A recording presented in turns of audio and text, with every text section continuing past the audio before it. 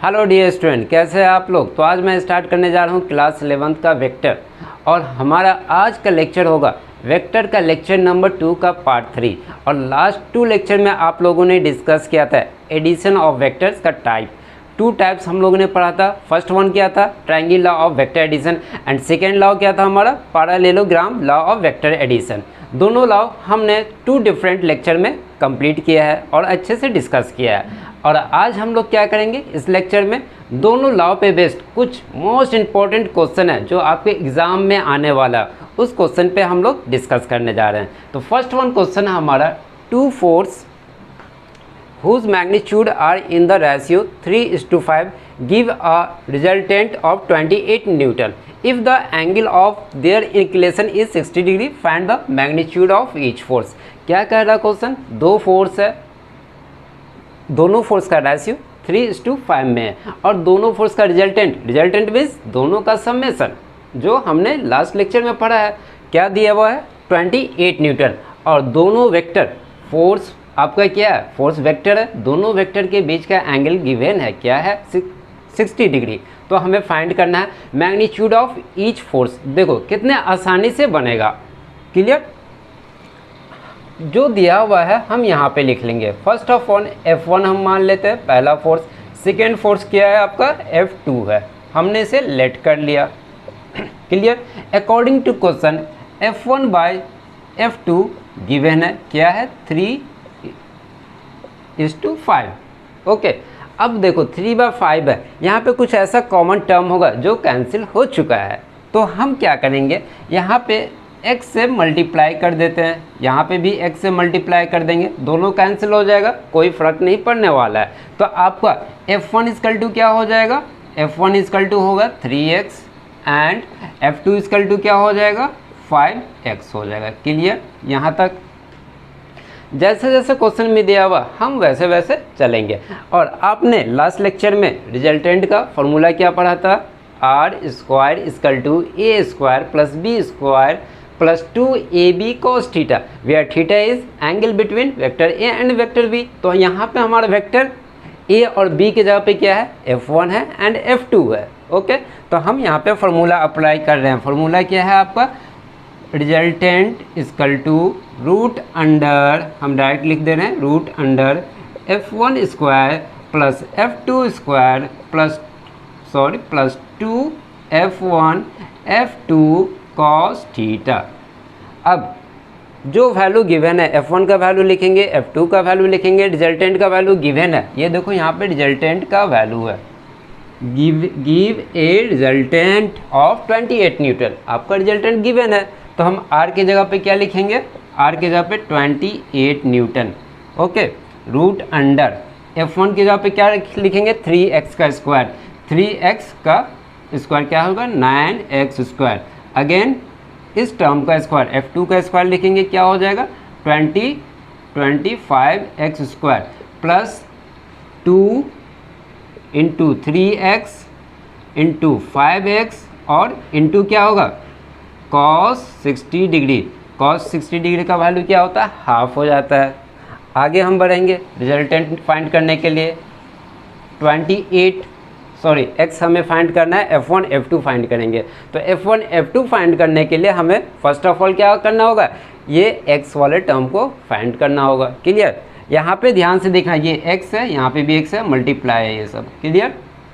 Now तो क्या हो जाएगा आपका, थोड़ा सा हम इसे सॉल्व कर लेते हैं, 9x² प्लस 25x² प्लस 30 हो जाएगा, 30x² और डिवाइडेड क्या होगा, cos 60 का वैल्यू हाफ है, तो यहाँ से ये कैंसिल हो जाएगा, 15 हो जाएगा।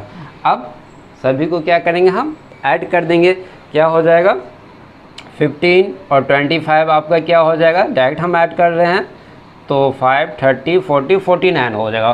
तो हम यहाँ पे लिख रहे हैं 28 49x², क्लियर। यहाँ तक क्लियर, किसी भी कोई प्रॉब्लम नहीं होना चाहिए किसी भी स्टूडेंट को।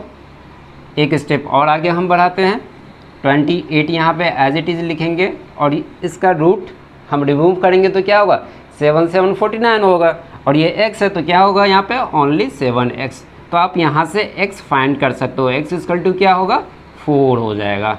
अब ये x का वैल्यू हम f1 और f2 में पुट करेंगे और f1 f2 का वैल्यू फाइंड कर लेंगे। f1 इक्वल टू क्या है 3x है, x के जगह पे क्या पुट करेंगे हम 4 पुट करेंगे, क्या होगा 12 न्यूटन। f1 का आपने वैल्यू फाइंड कर लिया, f2 का भी वैल्यू फाइंड कर लेंगे, क्या है f2 5x equal to 5 into 4 क्या होगा 20 न्यूटन। तो फाइनली आपने फाइंड कर लिया, find the magnitude of each force, प्रत्येक फोर्स का आपने वैल्यू फाइंड कर लिया, एक का 12 न्यूटन दूसरे का 20 न्यूटन। काफ़ी आसान था क्वेश्चन। नेक्स्ट क्वेश्चन हम एक और सॉल्व करेंगे। Find the sum of vector A and B, दो वेक्टर है A and B as shown in figure, ये फिगर में दिया हुआ है, एक वेक्टर ए और एक vector B, clear. And also find the direction where A equal to 4 metre and B equal to 3 metre. इसमें दो क्वेश्चन है, पहला क्वेश्चन क्या है सम फाइंड करना है, ए बी का सम फाइंड करना है, और सेकेंड क्वेश्चन क्या है डायरेक्शन फाइंड करना है। देखो कितना आसानी से बनेगा, डायग्राम गिवन है, दो वेक्टर के बीच का एंगल 60 डिग्री है, दोनों का हमें सम फाइंड करना है, इट्स मीन्स रिजल्टेंट फाइंड करना है। तो हम रिजल्टेंट कैसे फाइंड करते हैं, ये हमारा रिजल्टेंट हुआ, यही तो है vector A plus vector B, इसका रिजल्टेंट आर से हम डिनोट करते हैं, इसी का सम फाइंड कर लेंगे। देखो डायरेक्ट फाइंड करेंगे हम, आर का फॉर्मूला हम यहाँ पे लिखेंगे, क्या होगा A square plus B square plus 2ab cos theta, clear. और आपको पता है R equal to A plus B का समेसन है। नाउ हमें फाइंड करना है resultant, summation of A B, it's means अब हम ए का वैल्यू पुट करेंगे, ए का वैल्यू क्या है 4 मीटर है, बी का वैल्यू यहाँ से देख लो 4 मीटर, बी का वैल्यू 3 मीटर, बी का वैल्यू 3 मीटर है। दोनों वेक्टर के बीच का एंगल गिवन है 60 डिग्री है, काफ़ी आसान है। ए का वैल्यू पुट करेंगे, क्या हमारा 4 का स्क्वायर होगा 16 हो जाएगा, बी का वैल्यू क्या है 3 का स्क्वायर करेंगे 9 हो जाएगा, प्लस 2, ए क्या है 4 है, बी क्या है आपका 3 है, cos 60 क्या होता है, यहाँ पे 60 का वैल्यू पुट करेंगे क्या होगा 2 होगा, कैंसिल हो जाएगा। और इसे आगे हम स्टेप में सॉल्व करेंगे, ये दोनों कैंसिल, 16 एंड 25 होगा, प्लस 12 हो जाएगा, ओके। और आर इक्वल टू दोनों का हम जब ऐड करेंगे तो √37, ये आपका क्या हो गया, ये आपका summation of A and B, क्या हो गया summation of A and B, हम लिख देते हैं ए प्लस बी, दोनों वेक्टर का समेसन हमने फाइंड किया, मैग्नीट्यूड फाइंड किया। अब क्या कह रहा है डायरेक्शन आपको फाइंड करना है, डायरेक्शन फाइंड करना है। तो डायरेक्शन फाइंड करने के लिए क्या करना है होता है, हमें जो आपका बेस है, ये वेक्टर ए जो बेस है, इसके साथ रिजल्टेंट कितना एंगल बनाएगा वो हमें फाइंड करना पड़ेगा। तो सपोज कर लेते हैं अल्फ़ा एंगल बना रहा है वेक्टर ए के साथ, ये आपका जो रिजल्टेंट है अल्फ़ा एंगल बना रहा है वेक्टर ए के साथ, यही डिसाइड करता है direction of this two vector, okay. तो हमने तो डायरेक्ट फार्मूला भी बताया, tan अल्फा इक्वल टू आप लगा दो b sin theta by a plus b cos theta. Now अगर आप फाइंड करना चाहो तो इसे कैसे फाइंड करोगे, इस वेक्टर को थोड़ा सा आगे हम यहाँ पे बना लेंगे, इस तरह ले जाएंगे, ये वाले वेक्टर को यहाँ पे शिफ्ट कर देंगे, क्लियर। और यहाँ से एक हम परपेंडिकुलर ड्रॉ कर लेते हैं, ओके। अब देखो ये आपका क्या हो गया, राइट एंगल ट्रायंगल हो गया, तो हम यहाँ पे tan अल्फ़ा लगा देंगे, tan alpha equal to perpendicular by base हो जाएगा, ये आपका क्या हो जाएगा, ये फिर से देख लो, ये आपका b है, ये आपका b है और ये आपका a है, इसका तो नीड नहीं है, इसका हमें नीड है, ये b, इसे हम ब्रेक करेंगे, यहाँ पे क्या होगा 60 डिग्री एंगल, क्योंकि ये भी आपका 60 डिग्री है, ये भी 60 डिग्री होगा। b को हम ब्रेक करेंगे, ध्यान से सुनो, b को अगर ब्रेक करेंगे तो b sin थीटा होगा, b को इधर ब्रेक करेंगे तो आपका इधर ब्रेक करेंगे b cos थीटा और परपेंडिकुलर ले जाएंगे तो b sin थीटा होगा, तो a plus B cos theta और ये हम परपेंडिकुलर ले लेंगे, क्लियर। तो हम डायरेक्ट यहाँ पे फॉर्मूला लिखते हैं, tan alpha equal to b sine theta perpendicular जो है A plus B cos theta. एक बार और ध्यान से देख लो, फार्मूला तो ऐसे मेमोराइज करना है बट मेमोराइज करने का मूड नहीं है, तो आप क्या करोगे, एक राइट एंगल ट्रायंगल बनाओगे। ये आपका राइट ट्रायंगल ट्रायंगल है, इसे थोड़ा सा और हम आगे ले जाएंगे, यहाँ पे कट करेगा। ये आपका राइट ट्रायंगल एंगल हुआ, परपेंडिकुलर क्या हो जाएगा, परपेंडिकुलर क्या हो जाएगा, इसे हम ब्रेक करेंगे बी साइन थीटा को, सॉरी बी को ब्रेक करेंगे, इधर आएगा एक इधर आएगा कंपोनेंट, तो ये सीधा वाला क्या होगा आपका बी, ये सीधा वाला बी साइन थीटा होगा, तो ये आप लिख सकते हैं इसे बी साइन थीटा, और यहाँ वाला B cos theta, A plus B cos theta को जोड़ दिया बेस, और ये आपका perpendicular B sine theta, tan theta equal to होता है पी बाई बी, वही वैल्यू है। देखो फार्मूला खुद से निकालना सीखो, काफ़ी आसान है, वही वैल्यू हमने यहाँ पे लिख दिया। नाउ tan अल्फ़ा हम यहाँ से निकाल लेंगे, b का वैल्यू क्या है, b का वैल्यू 3 है into sine 60 degree, sine 60 degree by a का वैल्यू क्या है 4 है, प्लस b का value 3 cos 60 degree, sine 60 degree √3/2 cos 1/2, इसका हम वैल्यू अगर यहाँ पे पुट करेंगे तो क्या हो जाएगा, टोटल फाइंड करेंगे तो 4.472। क्लियर। देन ये आपका क्या हो गया tan अल्फ़ा। अगर एंगल कहा जाए, डायरेक्ट अल्फ़ा निकालने को कहा जाए तो कैसे निकल जाएगा आपका अल्फ़ा, अल्फ़ा इक्वल टू हो जाएगा tan इन्वर्स 0.472 और अल्फ़ा का वैल्यू हो जाएगा आपका 25.3 डिग्री, यही आपका डायरेक्शन हुआ। क्लियर, यहाँ तक क्लियर हो गया तो आप इसे नोट कर लो। और एक और मोस्ट इम्पॉर्टेंट क्वेश्चन हम सॉल्व करने जा रहे हैं। फर्स्ट ऑफ ऑल आप लोग इसे नोट कर लो। Question number 3 most important question है ये क्वेश्चन आपके एग्जाम में आना ही आना है। तो क्या क्वेश्चन है हमारा, 2 vectors A and B have a sum 18 and their resultant R is equal to 12. The R is perpendicular to smaller of them. Find value of A and B and angle between them. क्या क्या find करना है हमें, A find करना है, A is equal to what, B is equal to what, then angle between them, ये तीनों हमें फाइंड करना है। देखो क्वेश्चन क्या कह रहा है, जो गिवन है वो हम यहाँ पे लिखने वाले हैं। 2 वेक्टर A एंड B, इसका सम क्या है 18 है। ध्यान से सुनो, सम है 18, vector A and vector B का सम है 18 और रिजल्टेंट सम हम लिखे only A plus B equal to 18 और रिजल्टेंट कितना है 12 है, तो हम यहाँ पे रिजल्टेंट लिखेंगे, resultant equal to vector A plus vector B equal to क्या है 12 है। क्लियर। अब क्या कह रहा है आगे, the resultant is perpendicular to smaller of them, इसका मतलब दोनों में से जो स्मॉल वेक्टर है उस पर क्या है आपका रिजल्टेंट परपेंडिकुलर है। तो सपोज कर लो, या तो वेक्टर ए को सपोज कर लो स्मॉल है, या वेक्टर बी को आप सपोज कर लो स्मॉल है। तो हमने सपोज किया वेक्टर बी आपका क्या है स्मॉल वेक्टर है, यहाँ पे हमने वेक्टर बी लिखा, इस पे रिजल्टेंट आपका क्या है परपेंडिकुलर है, ये रिजल्टेंट क्या हुआ परपेंडिकुलर है। क्लियर, परपेंडिकुलर मीन्स ये 90 डिग्री बना रहा है एंगल, ये वेक्टर आर है।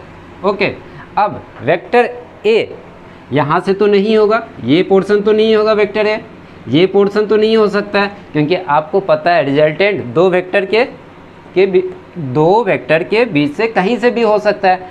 यहाँ से तो नहीं होगा ये वेक्टर ए, या इधर तो नहीं होगा, हमारा वेक्टर ए कहाँ होना चाहिए, इधर होना चाहिए, इस तरह होना चाहिए। और दोनों के बीच का एंगल थीटा हमें फाइंड करना है, दो वेक्टर के बीच का एंगल हमें फाइंड करना है।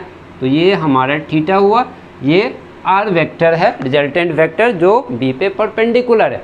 वन मोर थिंग्स यहाँ पे देख सकते हो तुम, रिजल्टेंट वेक्टर और बी के बीच का एंगल कितना है 90 डिग्री है, 90 डिग्री है। डायरेक्शन आपको पता है अल्फ़ा, अगर हम सपोज कर ले ये एंगल, ये वाला angle alpha, then alpha equal to 90 degree. Clear, यहाँ तक क्लियर। अब हम आगे बढ़ते हैं, हम यहाँ से थोड़ा सा आगे बढ़ेंगे रिजल्टेंट की तरफ। रिजल्टेंट दिया हुआ है 12, तो रिजल्टेंट का आपको फॉर्मूला पता है, क्या होता है root under A square plus B square plus 2ab cos theta. यहाँ पर पे आपको ना वेक्टर ए का वैल्यू पता है ना वेक्टर बी का वैल्यू पता है। गंभीर समस्या, कैसे फाइंड करोगे? देखो कैसे फाइंड करना। आर का वैल्यू गिवन है, क्या है? 12 है। ओके, ये रूट इधर आएगा तो क्या आएगा, हो जाएगा, इस पर स्क्वायर हो जाएगा, तो हम यहाँ पे स्क्वायर कर देते हैं। A square plus B square plus 2ab cos theta. अरे यहाँ पे तो थीटा का भी वैल्यू नहीं है, तो कैसे फाइंड करेंगे? स्टेप बाय स्टेप देखो, आसानी से बन जाएगा। 12 को हम स्क्वायर करेंगे, क्या होगा? 144 plus A square plus B square plus 2ab cos theta. इसे हम इक्वेशन 1 सपोज करते हैं। यहाँ तक क्लियर? अब देखो कहानी में थोड़ा सा ट्विस्ट है, कहानी में आपका थोड़ा सा ट्विस्ट है। वो कैसे करेंगे? ट्विस्ट को कैसे निकालना है?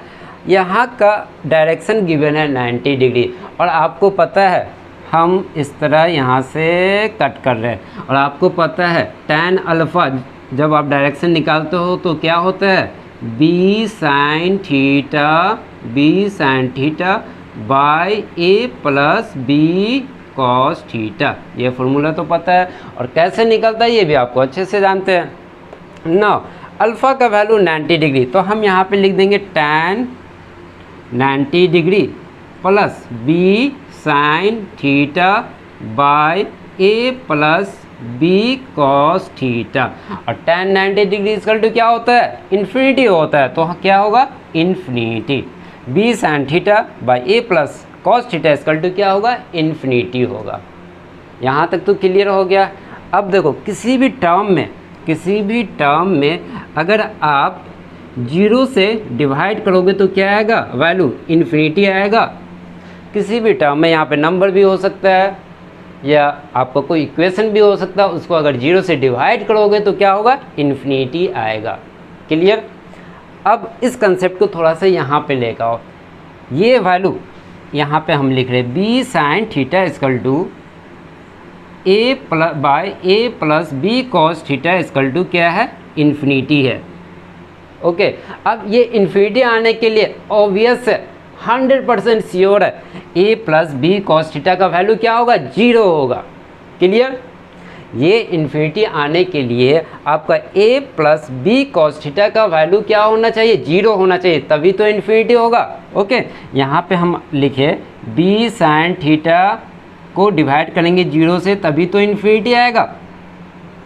तो आप कह सकते हो इसलिए a plus B cos theta equal to 0। Clear? यहाँ पे आगे हम स्टेप चलेंगे। b cos theta equal to आप लिख सकते हो b cos theta equal to minus a। Clear? अब इसका वैल्यू b cos थीटा का वैल्यू यहाँ पे भी इक्वेशन नंबर 1 में क्या है आपका? b cos theta. ये वैल्यू हम क्या कहाँ पुट करेंगे? इक्वेशन नंबर 1 में पुट करने जा रहे हैं। तो आगे हम बढ़ेंगे 144 equal to a square plus B square plus b cos theta के जगह पे क्या हम पुट करेंगे? Minus a। तो क्या होगा यहाँ पे क्या हो जाएगा? Minus 2a square. क्लियर? अब हम आगे सॉल्व करेंगे इसे। Equal to 144 equal to B square minus a square. Clear? थोड़ा सा एक स्टेप और आगे हम बढ़ा देते हैं। क्या हो जाएगा? 144 equal to B plus a और b माइनस a। क्लियर? और आपके क्वेश्चन में क्या दिया हुआ? a plus B equal to 18 है, तो हम इसका वैल्यू a प्लस बी का वैल्यू हम यहाँ पे पुट करने जा रहे हैं। तो क्या होगा? 144 into 18 into B minus a। अब ये 18 इधर आएगा, क्या हो जाएगा? 144 divided by 18 b minus a equal to क्या होगा? 8 हो जाएगा, कैंसिल हो गए। Clear? b minus a equal to आपने फाइंड किया 8। दूसरा इक्वेशन क्या है आपके पास? a plus B equal to 18 है। दोनों का अगर हम इक्वेट कर ले, दोनों इक्वेशन को इक्वेट कर लेंगे तो हमें a का वैल्यू फाइंड होगा और b का वैल्यू फाइंड होगा। तो हम यहाँ पे फाइंड कर रहे हैं a plus B equal to 18 according to question, और आपने फाइंड किया है b minus a equal to 8। दोनों को हम क्या करेंगे? सबमेशन कर देते हैं। तो ये और आपका a कट जाएगा, क्या होगा? 2b। यहाँ से क्या होगा 26, 8 8 16 और 1 1 2 26। तो b का वैल्यू आपका क्या हो जाएगा, b का वैल्यू, ये आपका b है, सॉरी b इक्वल टू क्या हो जाएगा आपका 13 हो जाएगा। आपने b का वैल्यू फाइंड कर लिया, यहाँ पे आपको क्या फाइंड करना था, b 13 आपने फाइंड कर लिया। नेक्स्ट आप यहाँ से a का वैल्यू फाइंड कर सकते हो, ये वाले इक्वेशन से हम फाइंड कर लेंगे। b minus a equal to कितना दिया हुआ है बोलो 8, b का वैल्यू आपने 13 फाइंड किया, माइनस a इक्वल टू 8, ये इधर जाएगा और ये इधर आएगा, क्या हो जाएगा a। Finally a equal to आपने क्या फाइंड किया 5, a का भी वैल्यू आपने फाइंड कर लिया, क्या हो गया 5। अब क्या रह गया, और अब क्या रह गया आपका ये थीटा का वैल्यू। अब थीटा का वैल्यू फाइंड कैसे करेंगे, यही तो थीटा का वैल्यू हमें इसे ही फाइंड करना है। अब देखो यहाँ पे तो आप एक इक्वेशन फाइंड क्यों, a plus B cos theta equal to 0। अगर इसी इक्वेशन में हम पुट कर दें a का वैल्यू b का वैल्यू, तो आप थीटा का वैल्यू फाइंड कर सकते हो। इसमें पुट करो या इसमें पुट करो, हम इसमें पुट करने जा रहे हैं, थीटा का वैल्यू फाइंड करना है, ठीक है ना। ये वाला इक्वेशन देखो यहाँ से b cos theta equal to minus a, b का वैल्यू आपने फाइंड किया है, देख लो यहाँ पे b का वैल्यू 13 कॉस थीटा और a का वैल्यू क्या है 5, क्लियर। तो कॉस थीटा इक्वल टू क्या होगा -5/13, और यहाँ से हम आगे लिखेंगे थीटा इक्वल टू आपका कॉस इन्वर्स हो जाएगा -5/13, यही आपका फाइनल वैल्यू होगा, क्लियर। देखा आपने कितना आसान था। तो डियर स्टूडेंट आप लोग इसे नोट कर लो, और आज की क्लास हम यहीं पे एंड करते हैं। Okay, thank you.